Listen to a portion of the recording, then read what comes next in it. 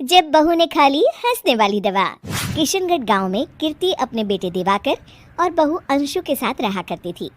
तीनों बहुत ही हंसी खुशी अपना जीवन व्यतीत कर रहे होते हैं। अरे बहू, आज खाना मैं बना देती हूँ। नहीं माँ जी, आप क्यों तकलीफ कर रही हैं? आप आराम कीजिए, खाना मैं ही बनाऊंगी। कितनी अच्छी बहू मिली है मुझे, भगवान ऐसी बहू सबको दे। सब कुछ ठीक चल रहा होता है कि एक दिन गलती से अंशु हंसने वाली दवा खा लेती है। बस उस दिन से सब कुछ बदल जाता है। अरे बहू, मेरे घुटनों में बहुत दर्द हो रहा है, ज़रा बाम तो दे दे। अरे बाम लगा कर क्या करोगी माँ जी? मैं पाँव दबा देती हूँ। अरे एक तो मुझे पाँव दर्द हो रहा है, ऊपर से तुम हंस रही हो। आई एम सॉरी माँ जी। अरे फिर से हंस रही है, जा तू मेरे कमरे से, मुझे तुझसे बात नहीं करनी। हे भगवान, ये क्या हो गया? अब माँ जी क्या सोचेगी? 2 दिन बाद कीर्ति घर में किटी पार्टी रखती है। उसकी सभी सहेलियां घर आने वाली होती हैं। अरे बहू, मेरी कुछ सहेलियां आज दोपहर को घर आने वाली है, आज कुछ खाने में अच्छा सा बनाना। सहेलियां? क्यों, मेरी सहेलियां नहीं हो सकती क्या? तुम फिर से हंस रही हो? नहीं माँ जी, मैं हंस नहीं रही हूँ। अरे फिर से हंस रही हो और बोल रही हो कि हंस नहीं रही। नहीं माँ जी, मैं तो तुम जाओ मेरे सामने से और किचन का काम कर लो, जाओ। दोपहर को कीर्ति की सभी दोस्त खाने पर आ जाती हैं। अरे वाह, घर तो बहुत सुंदर सजाया है कीर्ति। अरे मैंने कहा, ये सब तो मेरी बहू का कमाल है। अरे वाह, बड़ी गुनी है तुम्हारी बहू तो। हाँ हाँ, खाना भी अच्छा बनाया है। हाँ, बहुत ही गुनी है। तो हमको नहीं मिलवाओगी क्या, या छुपा कर रखोगी अपनी हीरे जैसी बहू को? अरे नहीं नहीं, अभी बुलाती हूँ। अंशु, ओ अंशु, बहू रानी। अंशु बाहर आती है। जी माँ जी। बहू, ये सब मेरी सहेलियां हैं, मिलो सबसे। नमस्ते आंटी। नमस्ते बेटा, बहू तो बहुत अच्छी मिली है तुमको, किस्मत वाली हो तुम। किस्मत वाली? अरे क्या हुआ, हंस क्यों रही हो? नहीं नहीं, मैं हंस नहीं रही हूँ।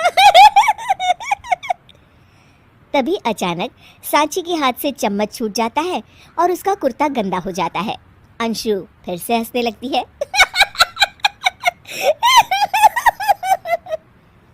इधर सब सहेलियां गुस्सा होकर चली जाती हैं। कीर्ति भी नाराज होकर अपने कमरे में चली जाती है। हे भगवान, ये मैंने क्या कर डाला?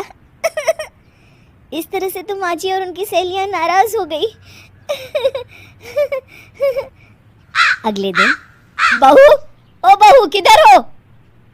जी माँ जी। जल्दी से मेरे साथ चलो, पड़ोस वाले शर्मा जी की हार्ट अटैक से मौत हो गई है, उनके घर बैठक के लिए जाना है। अंशु तैयार होकर आ जाती है। थोड़ी देर में दोनों शर्मा जी के घर पहुंच जाती हैं। वहां पर सब रो रहे होते हैं। कीर्ति शर्मा जी की बीवी के पास बैठकर उन्हें सांत्वना देने लगती है। बड़े अच्छे इंसान थे मेरे पति। अच्छा। तुम हंस क्यों रही हो? वो अच्छे थे। हाँ हाँ, बहुत अच्छे थे अंकल। अरे अंशु, हंस मत। माँ जी, मैं हंस नहीं रही। मैं तो आंटी जी को बस दिलासा दे रही थी। सब औरतें अंशु की इस हरकत से हैरान हो जाती हैं। कीर्ति भी बहुत शर्मिंदा होती है और वो अंशु को लेकर फटाफट घर लौट आती है। अंशु, क्या हो गया है तुझे? हंस क्यों रही थी तू वहां पर? नहीं माँ जी, मैं तो बस।